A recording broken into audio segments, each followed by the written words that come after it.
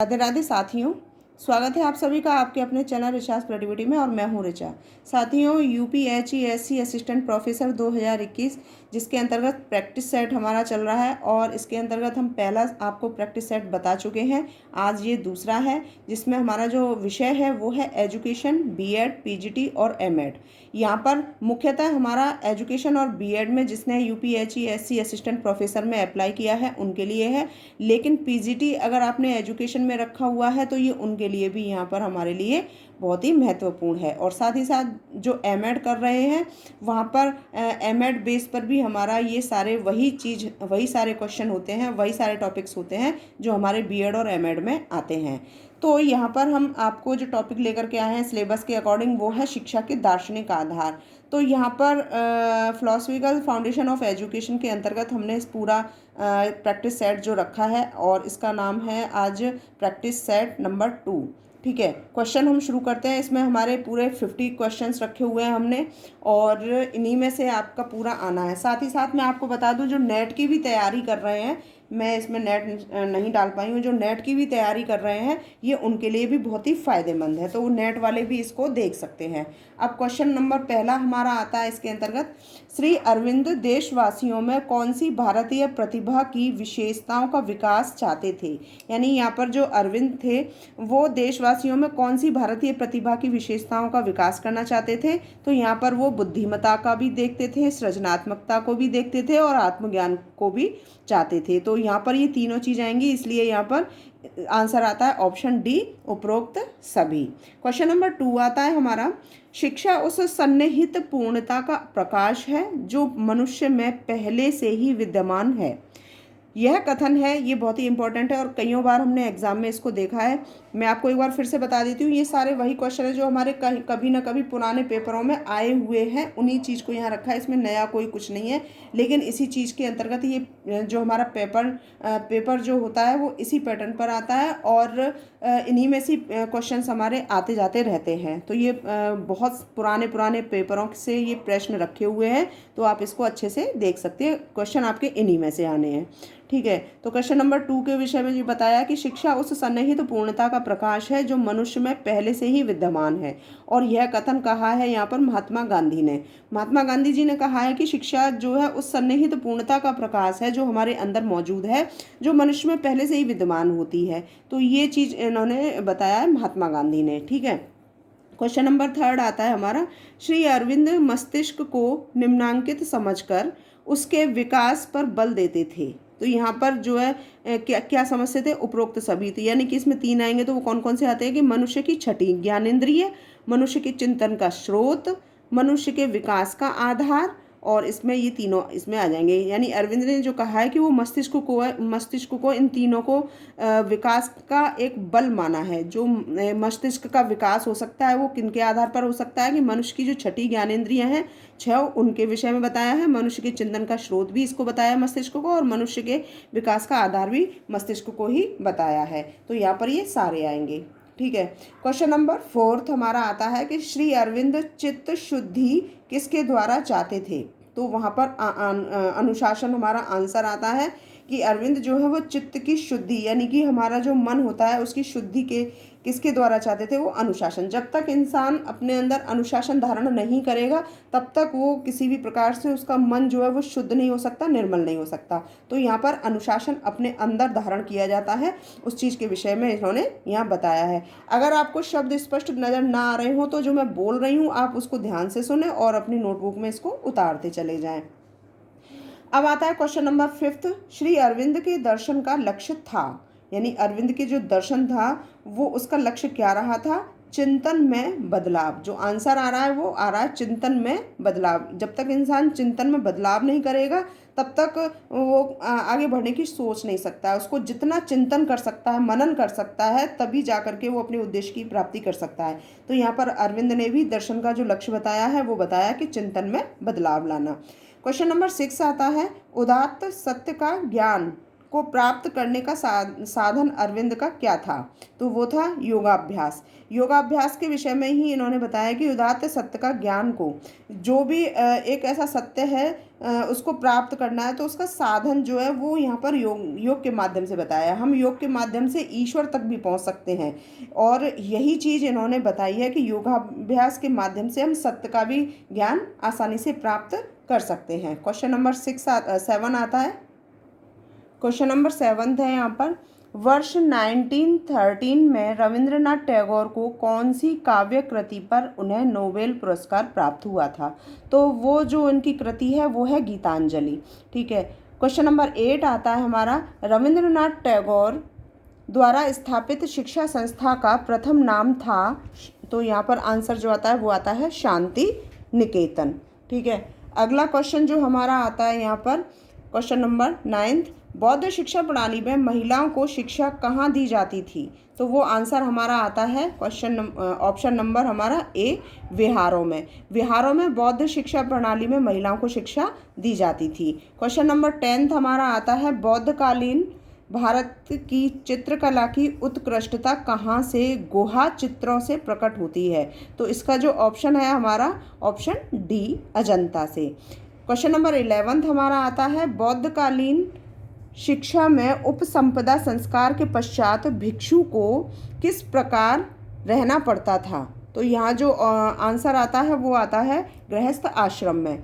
यानी कि इसके अंदर बताया है कि बौद्धों में उपसंपदा संस्कार होने के पश्चात एक भिक्षु अपना जीवन गृहस्थ आश्रम से प्रारंभ कर सकते थे, परंतु वह पूरे जीवन एक भिक्षु रह करके ही अपनी आजीविका चला सकते थे। इनका एक नियम होता था कि जब इनका ये उपसंपदा संस्कार हो जाता था उसके बाद वो अपने घर जा सकते थे और एक गृहस्थ आश्रम में प्रवेश आराम से कर सकते थे, परंतु उनको पूरे जीवन अपनी एक भिक्षा के आधार पर ही जीवन को गुजारना होता था। इसीलिए यहाँ पर इसने भिक्षु को किस प्रकार रहना पड़ता था उस चीज़ के विषय में बताया है। सन्यासी के रूप में नहीं रह सकता क्योंकि सन्यासी यहाँ पर ब्रह्मचर्य का पालन करते हैं। आजन्म ब्रह्मचारी भी नहीं रह सकता है, तो यहाँ एक शिक्षक के रूप में भी नहीं रह सकता, लेकिन शिक्षक के रूप में जब रह सकता है अगर वो पूरी तरह से आजन्म ब्रह्मचारी रहे या सन्यासी व्रत धारण कर ले, तब वो एक शिक्षक के रूप में रह सकता था। लेकिन यहाँ पर अगर व्यक्ति चाहता तो उपसंपदा संस्कार के बाद वो गृहस्थ आश्रम में प्रवेश कर सकता है, परंतु वो अपनी पूरी आजीविका, अपने परिवार की जीविका को एक भिक्षुक के समान ही रह करके भिक्षा के माध्यम से ही उनका पालन पोषण करता था। क्वेश्चन नंबर 12 आता है हमारा, भारत में मुस्लिम काल में किस प्रथा के कारण महिलाओं की शिक्षा नहीं हो पाती थी? तो यहाँ पर ये बताया गया है कि मुस्लिम काल में जो प्रथा थी वो थी बाल विवाह। बाल विवाह हमारे देश में एक ऐसी प्रथा रही है जिसकी वजह से बहुत सारी इसको हम एक कुरीति के माध्यम से जानते हैं, क्योंकि बाल विवाह जो है हो जाता था तो वहाँ पर महिलाओं की शिक्षा नहीं हो पाती थी क्योंकि उनको घर गृहस्थी में ढकेल दिया जाता था, तो फिर वो पढ़ नहीं पाती थी और बहुत सारे बंधन हुआ करते थे महिलाओं के लिए। ठीक है, तो इसका जो आंसर आता है वो ऑप्शन ए आता है, बाल विवाह। अब आता है क्वेश्चन नंबर 13, मुस्लिम कालीन शिक्षा में विद्यार्थियों को दंड विधान इस प्रकार का था, यानी कि वो था लचीला, उदार और कठोर। यानी कि यहाँ पर ये सभी आते हैं। जो मुस्लिम काल में विद्यार्थियों शिक्षा जब लेते थे तो विद्यार्थियों को दंड भी दिया जाता था, तो वहाँ पर वो लचीला होता था, यानी कि एक फ्लेक्सिबिलिटी होती थी पनिशमेंट के अंतर्गत, उदार भी होते थे, जैसा उन्होंने अपराध किया है उसके अकॉर्डिंग उनको दंड दिया जाता था, और कठोर भी होता था। तो यहाँ पर ये तीनों चीज़ें आ रही हैं, इसलिए यहाँ पर आंसर आ जाता है ऑप्शन डी, उपरोक्त सभी। और क्वेश्चन नंबर 14 हमारा आता है, स्वामी विवेकानंद शिक्षक को शिक्षार्थी के लिए कैसा मानते थे? स्वामी विवेकानंद शिक्षक को एक शिक्षार्थी के लिए कैसा मानते थे? तो यहाँ पर जो आता है वो आंसर आता है ऑप्शन ए, पथ प्रदर्शक। पथ प्रदर्शक क्योंकि शिक्षक एक अपने शिक्षार्थी को अच्छे रूप से मार्गदर्शन कर सकता है, उसकी समस्याओं का निदान कर सकता है, इसलिए वो एक पथ प्रदर्शक के रूप में होता है, जो आज भी इसी चीज़ को, आज भी इस धारणा को माना जाता है। तो यहाँ पर स्वामी विवेकानंद ने भी एक शिक्षक को शिक्षार्थी के लिए पथ प्रदर्शक के रूप में माना है। क्वेश्चन नंबर 15, जन शिक्षा हेतु स्वामी विवेकानंद ने कौन सी संस्था की स्थापना की थी? जनता के लिए, शिक्षा के लिए जो है स्वामी विवेकानंद जो संस्था की स्थापना की थी वो था आर्य समाज। आर्य समाज की स्थापना की थी ताकि एक जनता के रूप में सभी व्यक्ति जो हैं वो शिक्षित हो सकें। ठीक है, अगला आता है हमारा क्वेश्चन नंबर 16। स्वामी विवेकानंद शिक्षा की इस पद्धति के समर्थक थे। वो कौन सी पद्धति है? परंपरागत प्रणाली। परंपरागत प्रणाली जो है इस पद्धति के वो समर्थक थे, क्योंकि यहाँ पर उनको एक इस तरह की शिक्षा जो दी जाती थी, वहाँ पर हर प्रकार का आचरण उस शिक्षा के अंतर्गत उपलब्ध हुआ करता था। पाश्चात्य संस्कृति वो नहीं चाहते थे। गुरुकुल प्रणाली भी नहीं होती थी, क्योंकि वहाँ पर जो है गुरु के घर में रहना होता था, तो उस पद्धति से बाहर निकलते हुए लेकिन अपनी परंपरागत प्रणाली को रखना चाहते थे, क्योंकि वहाँ पर भारतीय हर प्रकार की जो शिक्षा होती थी उसके अंतर्गत आती थी। इसीलिए उन्होंने परंपरागत प्रणाली को यहाँ पर रखा हुआ था। क्वेश्चन नंबर 17 आता है, स्वामी विवेकानंद की निम्नांकित शैक्षिक धारणा व्यावहारिक नहीं है। तो इनमें से कौन सा नहीं है? तो स्वामी विवेकानंद की जो इसमें से उपरोक्त सभी आंसर दे रखा है। तो जैसे कि परंपरागत शिक्षण विधियों का समर्थन, दूसरा आता है शिक्षार्थी से ब्रह्मचारी रहने की अपेक्षा, और तीसरा आता है गुरुकुल प्रणाली। तो इनमें से ये तीनों ही आती है। तो शैक्षिक धारणा व्यावहारिक नहीं है, यहाँ पर इसको व्यवहारिक रूप से जो आता है शैक्षिक रूप में कि ये सारी चीज़ें इनका व्यवहारिक नहीं है, तो उस चीज़ में आता है उपरोक्त सभी। क्वेश्चन नंबर 18 आता है हमारा, पवज्जा संस्कार के बाद शिक्षार्थी किस में प्रवेश लेता था? जब बौद्ध धर्म के अंतर्गत पवज्जा संस्कार हो जाता था, तो वहाँ पर जो है एक शिक्षार्थी अपने उसमें प्रवेश लेता था, तो उसको कहा जाता है चैत्य में। और चैत्य का जो तात्पर्य होता है चिता, यानी कि देवालय। इसको देवालय के नाम से भी जाना जाता है, और चैत्य को चिता के नाम से बौद्ध धर्म में माना जाता है। यानी कि जब पवज्जा संस्कार हो जाता था शिक्षार्थी, तो उसमें प्रवेश लेता था एक चिता। अब यहाँ पर ये नहीं है कि जलती हुई चिता के अंदर वो प्रवेश करता है। यहाँ इसका तात्पर्य ये है कि अब उसको कुछ नियमों का पालन करना होगा जो एक चिता के समान होते हैं। यहाँ पर हर प्रकार का मोह ममता अपने छोड़ करके त्याग करने के बाद उसने उस रूप में प्रवेश ले लिया, एक भिक्षु का रूप धारण किया हुआ है, जहाँ पर अब वो कुछ अर्जित करने के लिए जा रहा है, और उसको नाम दिया गया था चैत्य। ठीक है। और दूसरा नाम से अगर देखते हैं तो देवालय, क्योंकि जब देवालय में प्रवेश करते हैं तो एक मन जो है हमारा बिल्कुल निर्मल होना चाहिए। ठीक उसी तरह से इस चीज़ को देखा गया है कि जब एक बालक शिक्षा लेने के लिए जा रहा है किसी भी मठ में, तो वहाँ पर जो है उसको एक देवालय के नाम से जाना जाता है। जैसे हम देखते हैं विद्यालय, विद्यालय मतलब घर, और जहाँ पर विद्या की हमें प्राप्ति होती है वो होता है विद्या का घर। ऐसे ही देवालय यानी देवों का घर, तो यहाँ पर चिता भी एक उसी की श्रेणी में आती है। ठीक है, तो ये यहाँ पर आंसर आता है चैत्य में। क्वेश्चन नंबर 19 आता है, अशोक ने बौद्ध धर्म के प्रचारार्थ अपनी इस बहन को लंका भेजा था। वो कौन सी बहन थी? उनका नाम था गायत्री। यानी कि बौद्ध ने अपने जो बौद्ध धर्म था उसके प्रचार के लिए इन्होंने गायत्री को, अपने नाम की एक महिला थी, उनको अपनी बहन बनाया था और उसको प्रचार के लिए लंका में भेजा था। ठीक है। क्वेश्चन नंबर 20, दर्शन दो यूनानी शब्दों फिलोस और सोफिया से मिलकर बना है, जिसका अर्थ है, यहाँ पर देखते हैं आंसर सी आता है हमारा, प्रेम और ज्ञान। यानी कि फिलोस प्रेम और ज्ञान सोफिया। तो यहाँ पर हमारा फिलोस और सोफिया से मिलकर के बना हुआ है, और जिसका अर्थ होता है प्रेम और ज्ञान। अगर इसी चीज़ को यहाँ पर प्रेम और ज्ञान को यहाँ रख दिया जाए कि इनका क्या अर्थ है, और इसको फिलोस और सोफिया को यहाँ रख दिया जाए, तो भी हमारा प्रश्न इस तरीके से भी आ सकता है। ठीक है।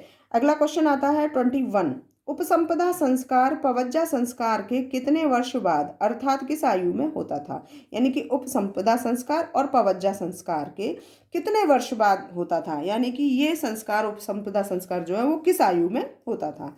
तो यहाँ पर आंसर आता है इसका 5 वर्ष बाद 13 वर्ष की आयु में। अब यहाँ पर जो ये उपसंपदा संस्कार होता था वो होता था 5 वर्ष की 5 वर्ष के, यानी पवज्जा के 5 वर्ष बाद ये होता था। और जब एक भिक्षुक की जो आयु हो जाती थी वो हो जाती थी 13 वर्ष की आयु। तो आंसर होता है हमारा ऑप्शन ए।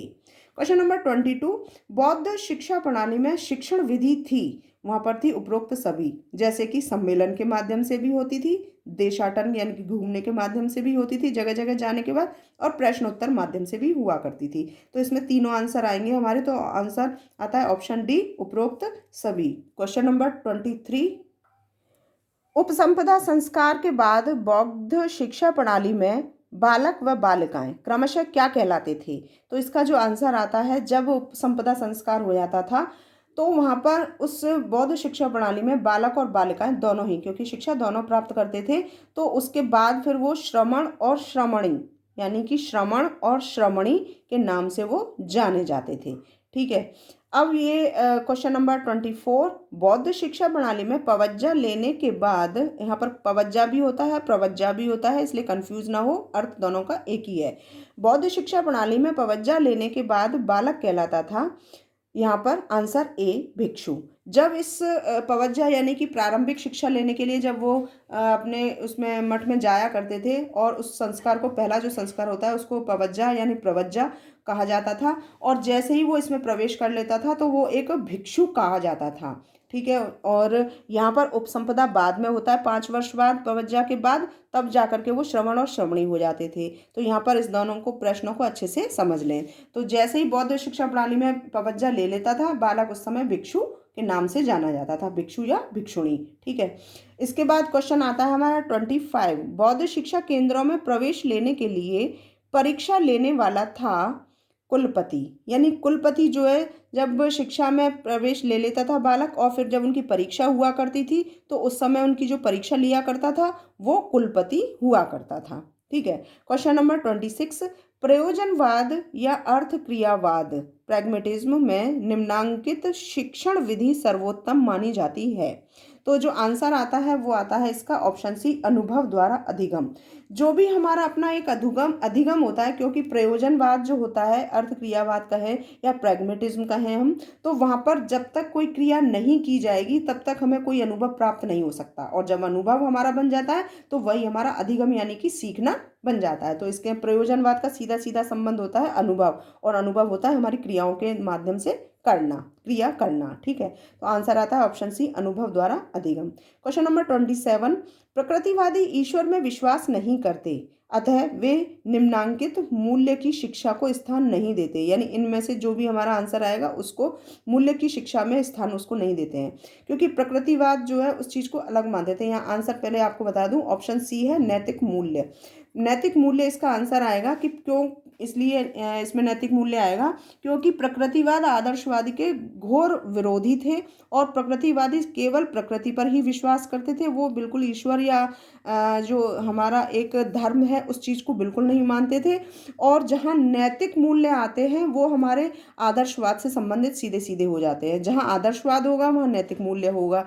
तो इसलिए यहाँ पर मूल्य की शिक्षा के स्थान नहीं देते। जहाँ नहीं शब्द आ गया तो यहाँ पर हमारा एक अलग ही आएगा। प्रकृति में प्रकृति का अध्ययन होता है, प्रकृतिवादी प्रकृति का अध्ययन भी करते हैं, शारीरिक शिक्षा भी उनके माध्यम से होती है जो प्राकृतिक तौर से होती है, और चरित्र का निर्माण भी होता है जो कि प्राकृतिक रूप से होता है, स्वतः ही प्रकृति उनको करा देती है। परंतु नैतिक मूल्य जो होते हैं वो व्यक्ति को वो समाज से प्राप्त होते हैं या धार्मिक शिक्षा से प्राप्त होते हैं, और प्रकृतिवादी आदर्शवाद के घोर विरोधी थे। तो यहाँ पर नहीं शब्द हमारा आ गया, तो ये नैतिक मूल्य हमारा बिल्कुल अलग हो गया। ठीक है, क्वेश्चन नंबर 28, स्वयं स्फूर्त आत्मक्रिया द्वारा शिक्षा, यह शिक्षण विधि किस दर्शन के अनुकूल है?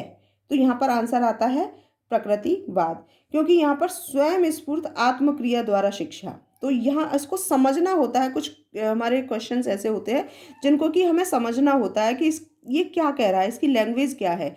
यहाँ पर जब तक कोई कार्य स्वयं नहीं किया जाएगा, और प्रकृति में ही, प्रकृतिवाद में ही ये बात बताई गई है कि व्यक्ति को, प्रकृति बालक को प्रकृति की गोद में छोड़ दो, वो स्वयं ही उसको कुछ भी कार्य करने के लिए प्रेरित करेगी, उसका खुद का विकास प्रकृति करेगी। वहाँ बालक को समाज के हाथों में न दे करके प्रकृति की गोद में छोड़ देना चाहिए। तो ये चीज़ थी, तो वहाँ पर प्रकृतिवाद ने ऐसा कहा था, और आदर्शवाद और प्रयोजनवाद और अस्तित्ववाद में ये बातें नहीं रखी गई हैं। तो आंसर आता है ऑप्शन सी, प्रकृतिवाद। क्वेश्चन नंबर 29, पूर्णत्व को प्राप्त करने का उद्देश्य, शिक्षा का लक्ष्य किस भारतीय चिंतक के अनुसार था? तो यहाँ पर आंसर था स्वामी विवेकानंद। स्वामी विवेकानंद ने जो कहा है कि पूर्णत्व को प्राप्त करने का जो उद्देश्य होता है वो शिक्षा होता है, वो शिक्षा का लक्ष्य किस भारतीय चिंतक ने कहा है, यानी कि शिक्षा का जो लक्ष्य होता है वो है पूर्णत्व को प्राप्त करने का उद्देश्य। इस तरीके से हमें प्रश्न पढ़ करके देखना चाहिए कि पहले यहाँ पर ये लाइन रखी है और यहाँ ये बाद का सेंटेंस है, इस सेंटेंस को अगर हम पूरा करते हैं तो वो किस तरीके से बनता है। जैसे कि हम पहले यहाँ से लेंगे, शिक्षा का लक्ष्य पूर्णत्व को प्राप्त करने का उद्देश्य है। ठीक है, अब यहाँ पर जब शिक्षा का ये लक्ष्य होता है तो ये चिंतक जो है वो है स्वामी विवेकानंद ने इस चीज को कही है। ठीक है, क्वेश्चन नंबर 30 आता है हमारा, स्वामी विवेकानंद के अनुसार शिक्षा का एक उद्देश्य यह भी है, यानी कि इनका एक उद्देश्य जो शिक्षा का वो ये भी है कि विभिन्नता में एकता की खोज, यानी विभिन्नता में एकता की खोज करना चाहिए, होनी चाहिए, ऐसा स्वामी विवेकानंद ने कहा है। अब आता है क्वेश्चन नंबर 31 में आता है, उठो जागो और उस समय तक बढ़ते रहो जब तक कि चरम उद्देश्य की प्राप्ति न हो जाए। स्वामी विवेकानंद ने नवयुवकों को उपरोक्त आह्वान क्यों किया था? स्वामी विवेकानंद ने इस चीज को, इस बात को इसलिए रखा था कि उनमें आत्मविश्वास व त्याग की भावना उत्पन्न हो, यानी कि नव युवकों के अंतर्गत जब तक एक स्फूर्ति नहीं आएगी, उनके अंदर विश्वास नहीं आएगा, स्वयं विश्वास उत्पन्न नहीं होगा, त्याग की भावना नहीं होगी, तब तक वो आगे बढ़ने की सोच भी नहीं सकते हैं। और नवयुवकों का मतलब ये है, उनको हमेशा कुछ ना कुछ ऐसा चिंतन मनन करते रहना चाहिए, तभी जाकर के वो एक विद्यार्थी के रूप में सफल हो सकते हैं। और ये चीज़ें नवयुवकों के ऊपर ही आधारित हो सकती हैं। इसीलिए स्वामी विवेकानंद ने इस चीज़ को कहा था कि उठो जागो और उस समय तक बढ़ते रहो जब तक कि चरम उद्देश्य की प्राप्ति ना हो जाए। ठीक है, और ये इसलिए कहा था क्योंकि उनमें आत्मविश्वास व त्याग की भावना और ज़्यादा से ज़्यादा जागृत हो। क्वेश्चन नंबर 32 आता है, स्वामी विवेकानंद ने शिक्षार्थी के निम्नांकित पक्ष के विकास हेतु पाठ्यक्रम में विषय प्रस्तावित किए थे। अब यहाँ पर ऑप्शन आता है डी, जिसमें बी और सी दोनों आते हैं, तो यानी कि लौकिक पक्ष और आध्यात्मिक पक्ष। लौकिक और आध्यात्मिक पक्ष आते हैं तो वो आंसर होता है डी। क्यों? क्योंकि जैसे स्वामी विवेकानंद ने शिक्षार्थी के लौकिक पक्ष और आध्यात्मिक पक्ष के विकास हेतु पाठ्यक्रम में विषय प्रस्तावित किए थे, यानी लौकिक वाला भी पक्ष होना चाहिए और आध्यात्मिक पक्ष भी होना चाहिए। जब तक सांसारिक रूप से जानकारी नहीं होगी और आध्यात्मिक रूप से जानकारी नहीं होगी, तब तक जो है एक पाठ्यक्रम सफल नहीं माना जा सकता, क्योंकि भौतिक रूप जगत है और जगत की जानकारी लौकिक क्रिया कहलाती है। लौकिक जीवन उसको जीना होता है जब तक यहाँ पर जीवन है। और आध्यात्मिक ज्ञान इसलिए क्योंकि उसके अंदर माध्यम से नैतिक पक्ष स्वतः ही मजबूत हो जाता है, और इसके साथ साथ धर्म, ज्ञान, अर्थ, क्रिया, मूल्य, तो ये बहुत सारी चीज़ें हमारे हैं। जो हमारे पुरुषार्थ हैं चार, वो चारों पुरुषार्थों की प्राप्ति हमारे आध्यात्मिक पक्ष से उत्पन्न होती है। तो यहाँ पर एक ही पक्ष में हमारा नैतिक पक्ष भी समाहित हो गया, और नैतिक पक्ष हमारा केवल एक ही पक्ष हो जाता है, इसलिए इसको हटा करके यहाँ पर आध्यात्मिक पक्ष है, और इसीलिए आंसर डी आता है, बी और सी दोनों। ठीक है, क्वेश्चन नंबर 33, रविंद्रनाथ टैगोर ने शिक्षा का माध्यम यह भाषा बनाया जो कि मातृभाषा है, यानी बालक को एक मातृभाषा में ही अगर शिक्षा प्रदान की जाए तो वो बहुत जल्दी और आसानी से सीख सकता है। क्वेश्चन नंबर 34, रविंद्रनाथ टैगोर ने पाठ्यक्रमीय विषयों के अतिरिक्त निम्नांकित प्रवृत्तियों में भाग लेने पर भी बल दिया था, तो वो कौन था? पाठ्यक्रम सहगामी क्रियाएं, यानी रविंद्रनाथ टैगोर ने जो पाठ्यक्रमीय विषयों के अंतर्गत पाठ्यक्रम सहगामी क्रियाओं में प्रवृत्तियों में भाग लेने पर भी बल दिया था, क्योंकि जब तक पाठ्यक्रम से संबंधित कुछ क्रियाएं नहीं कराई जाएंगी, एक्टिविटीज नहीं कराएंगी, बालक का डेवलपमेंट नहीं हो सकता। ठीक है, क्वेश्चन नंबर 35, सर्वोत्तम शिक्षा वह है जो हमारे जीवन और समस्त सृष्टि के बीच समरसता स्थापित करती है। यह कथन किस भारतीय शिक्षाविद का है? तो यहाँ पर ये कथन जो है वो है रविंद्रनाथ टैगोर का, यानी कि रविंद्रनाथ टैगोर कहते हैं कि सर्वोत्तम शिक्षा वही है जो हमारे जीवन और समस्त सृष्टि के बीच में एक समरसता स्थापित, सामंजस्य स्थापित करती है। तो ये चीज़ रविंद्रनाथ टैगोर ने कही है। क्वेश्चन नंबर 36, रविंद्रनाथ टैगोर ने शिक्षा के निम्नांकित उद्देश्य पर भी पर्याप्त बल दिया था, और वो कौन था? बी और सी, यानी कि अंतर्राष्ट्रीयता और राष्ट्रीयता।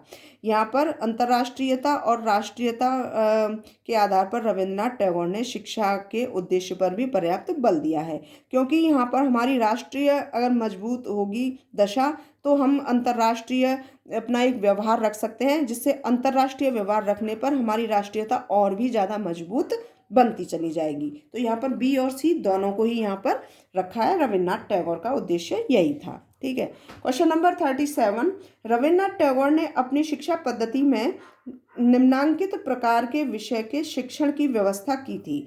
तो यहाँ पर जो उत्तर आता है हमारा ए और बी, यानी उदार विषय और तकनीकी विषय, यानी कि उदार विषय और तकनीकी विषय ने अपने शिक्षा पद्धति में इस प्रकार से शिक्षण व्यवस्था की थी, यानी कि रविन्द्रनाथ टैगोर ने अपनी शिक्षा पद्धति में ये किए उदार विषय और तकनीकी विषय, इसके प्रकार के विषय से शिक्षण की व्यवस्था की थी। अगर शिक्षण व्यवस्था में एक उदार शिक्षा, एक ऐसी शिक्षा जिसमें नैतिक गुण भी हों, सामाजिक गुण भी हों, आर्थिक गुण भी हों, जो बालक का सर्वांगीण रूप से विकास करे, उस चीज़ को उदार शिक्षा के नाम से जाना जाता है। तो उसमें उदार विषयों को भी रखा था जो कि सभी तरह से उपयोगी सिद्ध हो, और तकनीकी विषय इसलिए रखा था क्योंकि जो स्थिति सामने है, आगे विकसित होने के लिए तकनीकी विज्ञान का सहारा लेना ही पड़ता है, तभी कोई व्यक्ति आगे बढ़ सकता है, जो आज वर्तमान समय की बहुत ज़्यादा डिमांड है। तो यहाँ पर उदार विषय और तकनीकी विषय दोनों को ही यहाँ पर शिक्षण व्यवस्था के अंतर्गत रखने के लिए रविन्द्रनाथ टैगोर ने कहा था। क्वेश्चन नंबर 38, यह भौतिक पदार्थों की वास्तविकता को मानता है और यह भौतिक नियमों के आधार पर सभी समस्याओं के समाधान में प्रवृत्त होता है। यह कथन कौन से दर्शन से संबंधित है? यह है प्रकृतिवाद से। यहाँ पर बताया है कि भौतिक पदार्थों की वास्तविकता को मानता है। प्रकृतिवाद क्या है? प्रकृति का मतलब होता है भौतिक, और जहाँ पर भौतिक तत्वों की प्रधानता होती है वो कहलाती है प्रकृति। और प्रकृतिवाद में भौतिक पदार्थों को वास्तविक रूप माना गया है। भौतिक नियमों के आधार पर ही सभी समस्याओं का समाधान हो सकता है, क्योंकि इन्होंने प्रकृतिवाद ने ये बात कही है कि बालक को जब हम प्रकृति की गोद में छोड़ देते हैं तो स्वतः ही वो सब कुछ सीख जाता है, जो कि भौतिक रूप से सीखता है। स्वतः की अंतःक्रिया होती है प्रकृति के साथ, और तब जाकर के जो क्रियाएं वो करता चला जाता है, वहाँ पर उसके माध्यम से वो जो है सारी क्रियाएं प्रकृति के अंतर्गत आ जाती हैं। तो यहाँ पर आंसर आता है प्रकृतिवाद। क्वेश्चन नंबर 39, भारत में बौद्ध शिक्षा केंद्रों के पतन का कारण था। तो यहाँ पर आंसर आता है उपरोक्त सभी, यानी कि शिक्षक भिक्षुओं का चारित्रिक अभाव। दूसरा आता है मुस्लिम शासकों द्वारा उन्हें नष्ट करना, और तीसरा आता है राज्याश्रम का अभाव। यानी कि जब बौद्ध शिक्षा केंद्रों का पतन हुआ था तो उसके ये 3 कारण रहे थे कि यानी कि एक तो शिक्षक और जो भिक्षुक, यानी कि जो भी उसमें भिक्षु लोग थे, जो एक शिक्षार्थी थे, यानी शिक्षक और शिक्षार्थी दोनों का चरित्र धीरे धीरे खोना शुरू हो गया था। दूसरा आता है मुस्लिम शासकों ने भी उनको नष्ट करना शुरू कर दिया था, क्योंकि मुस्लिम शासकों का भारत के अंदर प्रवेश हो चुका था और वो धीरे धीरे अपनी संस्कृति को आगे बढ़ा रहे थे और बौद्ध संस्कृति को धीरे धीरे समाप्त कर रहे थे। और तीसरा आता है राज्याश्रम का अभाव, यानी कि पहले राज्यों के माध्यम से, राजा के माध्यम से इनके मठों का, इनके विहारों का पूरी तरह से भरण पोषण कर दिया जाता था, शिक्षा व्यवस्थाएं हो जाती थी, परंतु धीरे धीरे ये सब चीज़ खत्म होना प्रारंभ हो गया था और इसीलिए बौद्ध शिक्षा केंद्रों का पतन भी हो चुका था। तो अगला आता है क्वेश्चन नंबर 40, जैविकीय प्रकृतिवाद के प्रवर्तक थे। तो इसमें आंसर आता है ऑप्शन सी, डार्विन। डार्विन जैविकीय प्रकृतिवाद के प्रवर्तक थे। ठीक है। क्वेश्चन नंबर 41, यंत्रवादी प्रकृतिवाद मानव को समझता है। यानी यंत्रवादी प्रकृतिवाद मानव को कैसा समझता है, इसका आंसर हमारे क्वेश्चन के अंदर ही छिपा हुआ है, वो है यंत्रवत। ठीक है। स्वावलंबी इंसान के अंदर होती है, चेतन प्राणी भी एक इंसान के अंदर कुछ इमोशंस होते हैं, उसकी स्मृति होती है और विवेकशीलता भी इंसान के अंदर होते हैं, लेकिन यंत्रवत एक मशीन का एक शब्द है, यंत्र। तो यहाँ पर यंत्रवादी जो है प्रकृतिवाद मानव को समझता था, यानी कि ये अलग है प्रकृतिवाद और ये है यंत्रवाद। अब इन दोनों में एक 36 का आंकड़ा है, आप खुद ही सोचिए, क्योंकि ये तो यंत्रों के आधार पर है और ये प्राकृतिक नेचर के रूप है, अपने आप ही सब कुछ हो जाएगा और मशीन को चलाना पड़ता है। तो यहाँ पर इसका आंसर जो है इसी क्वेश्चन में छिपा हुआ है, यंत्रवाद, यंत्रवत। ठीक है। अगला क्वेश्चन आता है 42, भौतिक विज्ञानवादी प्रकृतिवाद समस्त भौतिक पदार्थों का निर्माण इससे मानता है और वो है अणु। यानी भौतिक जो विज्ञानवादी प्रकृतिवाद है वो समस्त भौतिक पदार्थों का निर्माण अणु से मानता है, क्योंकि अणु के माध्यम से ही प्रकृति का निर्माण होता है। ठीक है। तो यहाँ पर जो है ये पंच तत्व, प्रकृति और आत्मा, ये हमारे आदर्शवाद के अंतर्गत आ जाते हैं, परंतु यहाँ पर भौतिक विज्ञानवादी 2 शब्द हमारे जो जुड़े हैं वो भौतिकता से जुड़े हैं और ये हमारा एक विज्ञान यानी तकनीकी से जुड़ा है। और प्रकृतिवाद समस्त भौतिक पदार्थों का निर्माण, यानी कि प्रकृति ये एक व्यक्ति का नेचर जो होता है उससे जुड़ा हुआ है। तो ये हमारे आदर्शवाद के अंतर्गत आ गए, यानी आदर्शवाद प्रकृति को भी मानता है परंतु प्रकृतिवाद आदर्शवाद को नहीं मानता है। तो यहाँ पर आंसर आता है ऑप्शन ए, अणु। ठीक है। क्वेश्चन नंबर 43, प्रकृतिवाद आदर्शवाद का विरोधी है, अतः यह मस्तिष्क को पदार्थ के अधीन मानकर चिरंतन सत्ता को आध्यात्मिक की अपेक्षा भौतिक स्वीकार करता है। प्रकृतिवादी की यह परिभाषा किसने दी है? तो यह है थॉमस व लैंग ने। थॉमस व लैंग ने जो कहा है कि प्रकृतिवाद आदर्शवाद का विरोधी है, बिल्कुल सही बात है। मैंने अभी आपको बताया था कि आदर्शवाद प्रकृतिवाद को एक्सेप्ट करता है, परंतु प्रकृतिवाद आदर्शवाद को बिल्कुल भी एक्सेप्ट नहीं करता, इसलिए ये आपस में विरोध है। अतः यह मस्तिष्क को पदार्थ के अधीन मानकर चिरंतन सत्ता को आध्यात्मिकता की अपेक्षा भौतिक स्वीकार करता है। यानी कि प्रकृतिवाद यहाँ पर ईश्वर को नहीं मानता, वो केवल जो अणुओं से पदार्थों से आधारित एक प्रकृति निर्मित हुई है, जो स्वतः ही बनी है और स्वतः ही नष्ट होगी और स्वतः ही बालक को सब कुछ सिखा देगी, ऐसा मानता है ये। तो ये चीज़ इन्होंने थॉमस व लैंग ने कहा है। क्वेश्चन नंबर 44, रूसो की किस पुस्तक ने प्रकृतिवादी दर्शन को चरम सीमा तक पहुंचाया था? तो वो था एमिल। ये क्वेश्चन कई बार रिपीट हुआ है, इसको ध्यान से देखें। क्वेश्चन नंबर 44 है, रूसो की किस पुस्तक ने प्रकृतिवादी दर्शन को चरम सीमा तक पहुंचाया? तो इसका आंसर आता है ऑप्शन सी, एमिल। ठीक है, अगला क्वेश्चन देखते हैं। क्वेश्चन नंबर 45, प्रकृतिवाद के समर्थकों में रूसो के अतिरिक्त निम्नांकित विद्वान थे।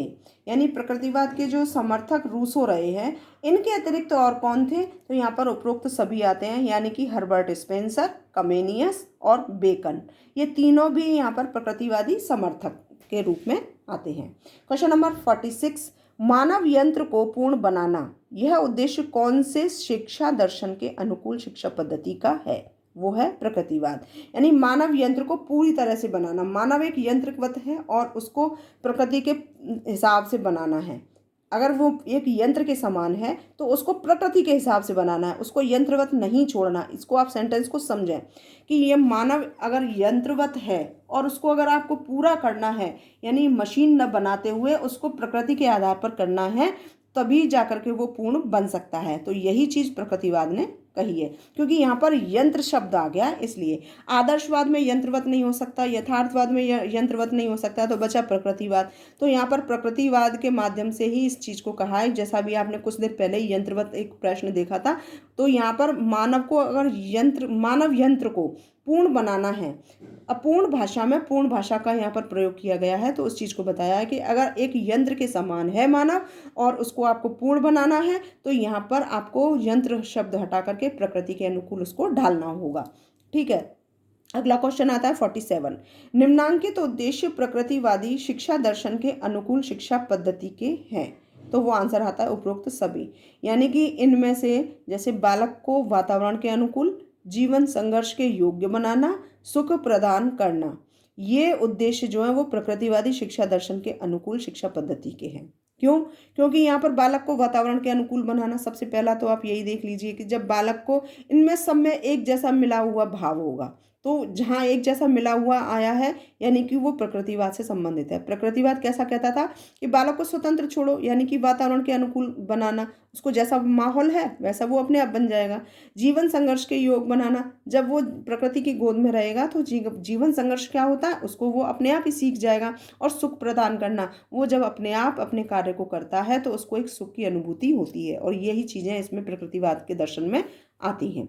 ठीक है, अगला क्वेश्चन है क्वेश्चन नंबर 48, बौद्ध शिक्षा केंद्रों की चीनी यात्रियों द्वारा विवरण से प्राप्त होता है कि उस समय गुरु शिष्य संबंध इस प्रकार के थे। तो वो है पिता और पुत्रवत, पिता और पुत्र के समान बौद्ध शिक्षा केंद्रों में ऐसे संबंध हुआ करते थे, और यह एक चीनी यात्रियों के माध्यम से विवरण रखा गया है।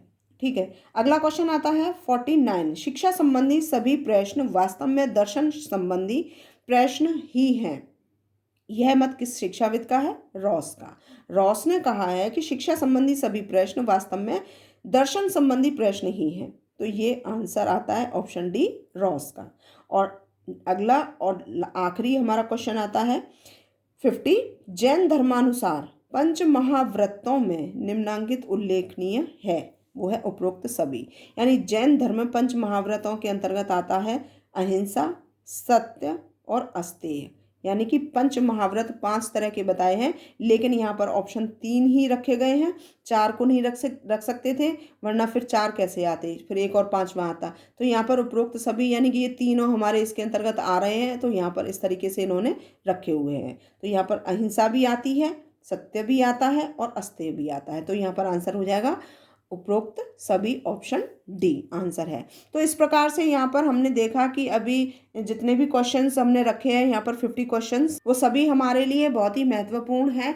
और ये प्रैक्टिस सेट हमारा दूसरा है, पहला भी मैंने इसमें पहले वीडियो बना के अपलोड कर चुकी हूँ अभी 2 दिन पहले ही, आप उसको देख सकते हैं। और आगे हमारे अभी फिलॉसफी का ही चलेगा। तो यहाँ पर मैं आपको क्रम वाइज जैसे जैसे हमारा सिलेबस के अकॉर्डिंग है, जो कि UPHESC असिस्टेंट प्रोफेसर अभी इन्होंने अप्लाई किया है 2021 में, और सब्जेक्ट है एजुकेशन और बीएड। इसके साथ साथ PGT में भी आप अगर आपने इसमें एजुकेशन सब्जेक्ट में अप्लाई किया है उसके लिए भी है, और MED में भी जो भी आप एग्ज़ाम दोगे आगे, तो वहाँ पर भी यही हमारी प्रक्रिया दोहराई जाएगी। तो यही क्वेश्चन है, और साथ ही साथ नेट के लिए जो तैयारी कर रहे हैं उनके लिए भी ये हमारी पूरी तरह से सही है। तो आप इसको देख सकते हैं। आगे के जितने भी प्रैक्टिस सेट हमारे आएंगे वो मैं आपको डालती जाऊंगी, तो उसके लिए आपको चैनल को सब्सक्राइब करना होगा। तो जिन्होंने अभी पहली वीडियो देखी है और पसंद आई है तो प्लीज़ वीडियो को लाइक करना बिल्कुल ना भूलें, चैनल को सब्सक्राइब कर लें ताकि हर वीडियो का नोटिफिकेशन आपको मिलता चला जाए। और साथ ही साथ मैं आपको बता दूं कि हर रोज़ हमारी लाइव क्लास लगती है जो कि MED और BED की होती है, और रात को 9 बजे से 10 बजे तक। तो वहाँ पर आप लाइव आना बिल्कुल ना भूलें। अपनी समस्याओं के निराकरण हेतु आप मुझसे कांटेक्ट भी कर सकते हैं मेरे व्हाट्सअप नंबर पर, जो मैं आपको बता देती हूँ। मेरा व्हाट्सअप नंबर जो है वो इस तरीके से है, मैं यहाँ पर आपको लिख करके बता देती हूँ। 9760529776। इस नंबर पर आप मुझे व्हाट्सअप भी कर सकते हैं, ताकि आपकी हर प्रकार की एजुकेशन से संबंधित समस्या, चाहे आप BED हो, MED में हो, या आप कोई अपने एजुकेशन से संबंधित कोई और समस्या का समाधान चाहते हैं, तो वहाँ पर आपको उपलब्ध करा दी जाएगी। वीडियो अगर पसंद आई है तो प्लीज़ वीडियो को लाइक करना बिल्कुल ना भूलें, शेयर करना ना भूलें, और चैनल को सब्सक्राइब करना बिल्कुल ना भूलें। वीडियो देखने के लिए आपका बहुत बहुत धन्यवाद। नमस्कार।